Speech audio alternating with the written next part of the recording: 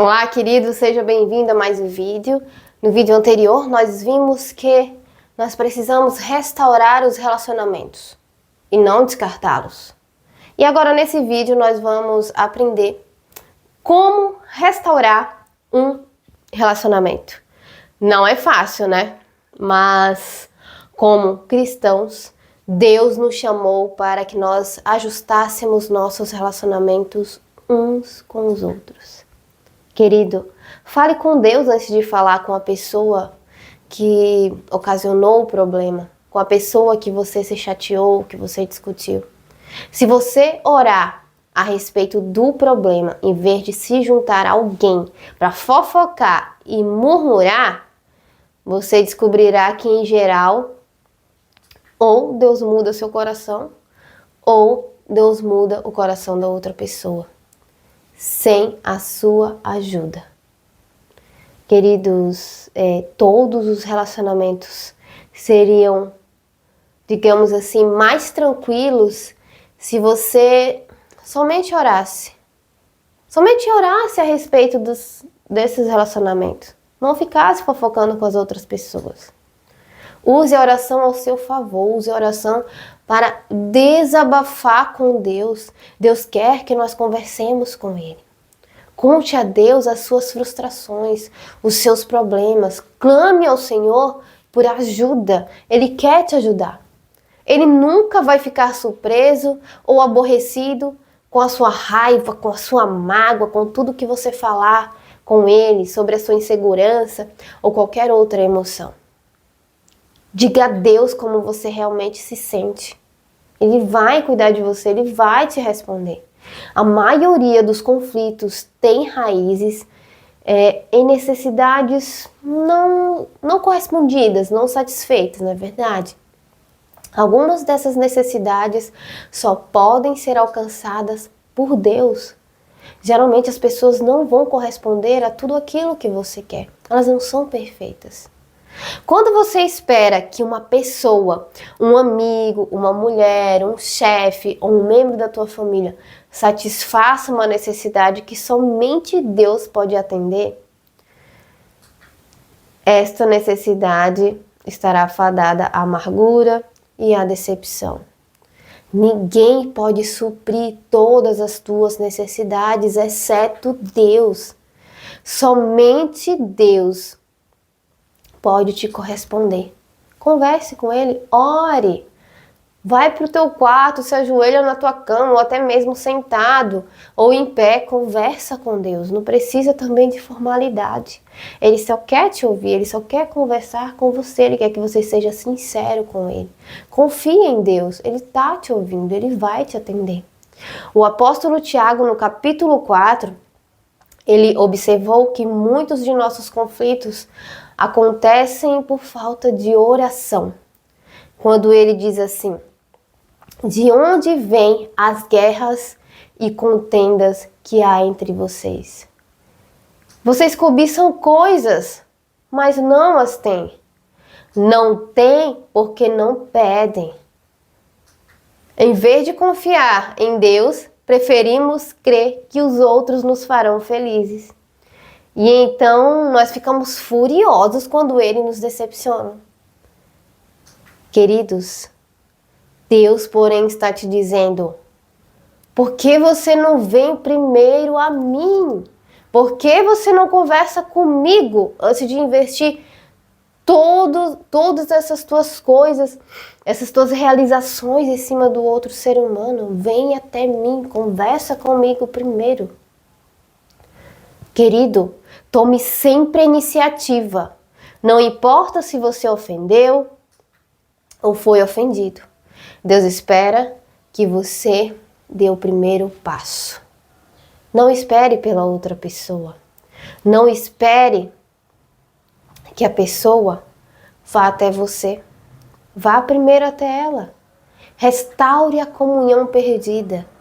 É tão importante que Jesus lhe deu uma precedência até mesmo sobre o culto de adoração. Lá no livro de Mateus, capítulo 5, versículo 23, diz que é assim que eu quero que vocês se conduzam. Se alguém estiver no local do culto, prestes a fazer uma oferta e de repente se lembrar de que o amigo tem algum ressentimento contra ele, deixe de lado a oferta, saia imediatamente, procure o amigo e conserte a situação. Depois de fazer isso, então você poderá voltar e oferecer o seu culto de adoração a Deus. Então, querido, quando a comunhão é rompida ou prejudicada, planeje imediatamente uma conferência de paz, um encontro de paz com essa pessoa. Não fica adiando para amanhã, arrumando desculpas, nem prometendo que vai resolver outro dia. Programe agora, agora, um encontro o mais rápido possível. Demorar só vai aprofundar ainda mais os ressentimentos e apenas piorar a situação. Quando se trata de conflitos, o tempo não cura nada. Muitos dizem que o tempo cura.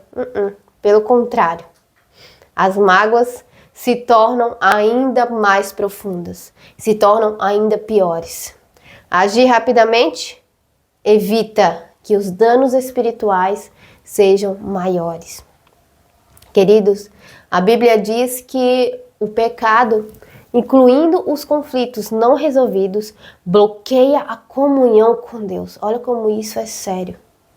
E também impede que as orações sejam respondidas, além de nos tornar pessoas infelizes. Os amigos de Jó, no capítulo 5, eles lembraram Jó de que ficar desgostoso e amargurado é loucura. É falta de juízo, que leva até mesmo à morte. Eles disseram a Jó também que com a sua raiva, você só está se ferindo. A raiva só fere você mesmo, não fere a outra pessoa. Querido, procure o melhor momento em que os dois estão tranquilos, com certeza, para conversar, tá bom? As pessoas têm que estar em paz, as duas. Não adianta conversar no momento da raiva, no momento da discussão, que não vai dar certo. Nós devemos demonstrar compaixão pelos sentimentos das outras pessoas. Nós devemos também usar mais os ouvidos do que a boca.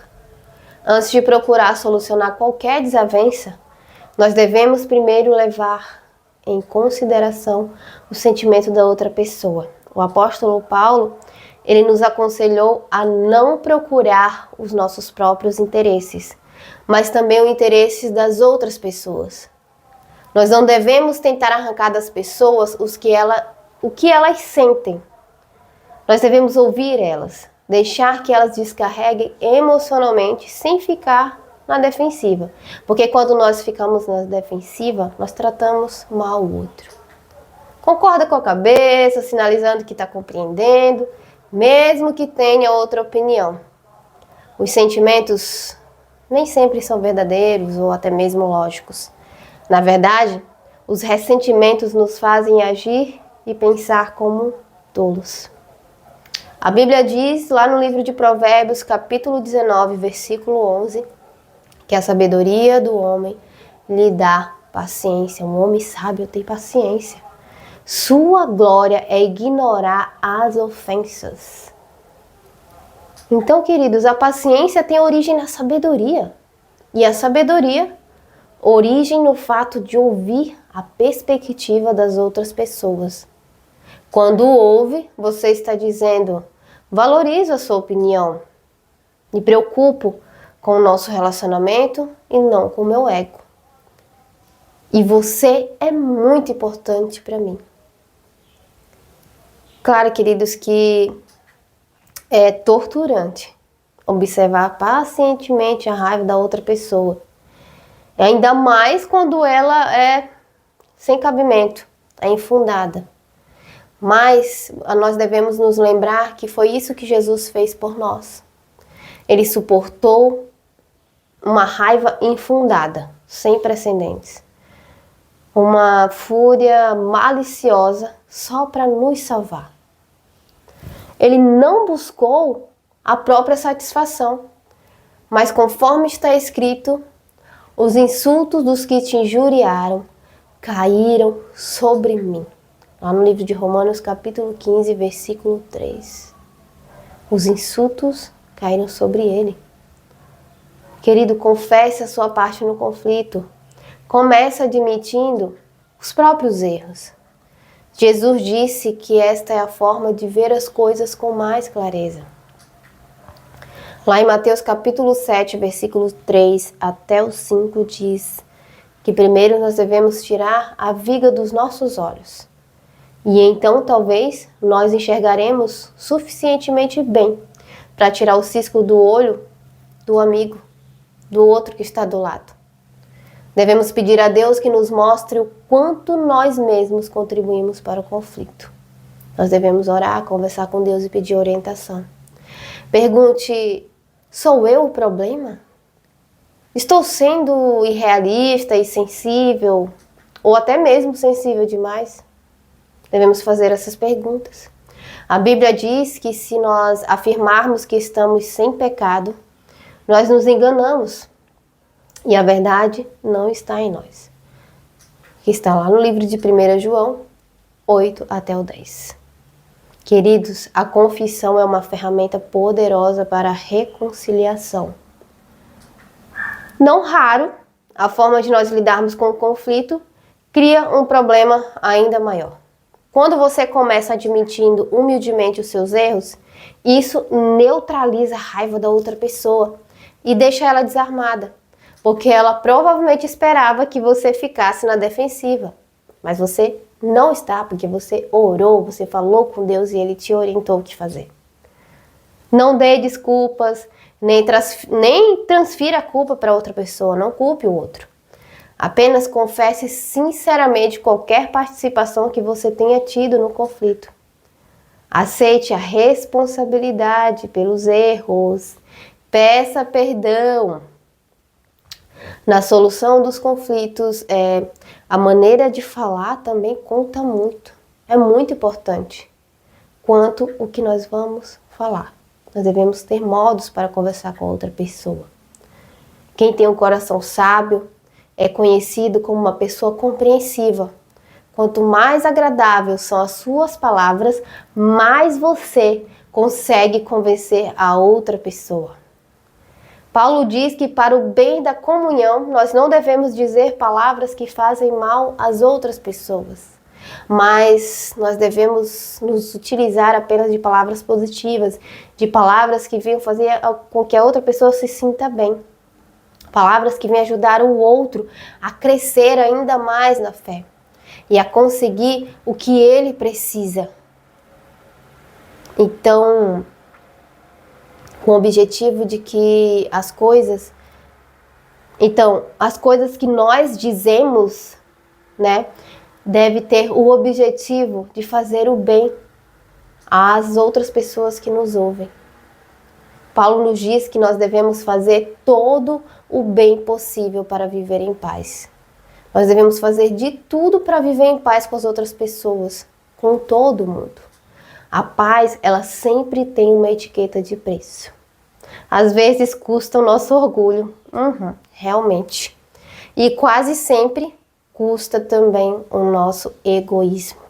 Infelizmente, somos orgulhosos e egoístas. E nós precisamos pedir a Deus que nos retire isso. Pelo bem da comunhão, nós devemos fazer sempre o melhor que nós pudermos para chegar a um acordo. Se adapte aos outros, mostre preferência pelas necessidades deles. Faça com que eles se sintam bem perto de você, com que eles se sintam importantes. Nós podemos caminhar de braços dados, sem concordar com tudo. Nós devemos ser bobos? Claro que não. Mas nós devemos cumprir o mandamento do Senhor, que é viver em comunhão. Conversando com Deus, pedindo a orientação do Espírito Santo, você vai conseguir. Viver de forma a agradar a Deus nos traz paz. Nada nos abala. Nós precisamos saber como falar com o espírito de harmonia. E somente em comunhão com o Espírito Santo nós conseguimos alcançar este momento.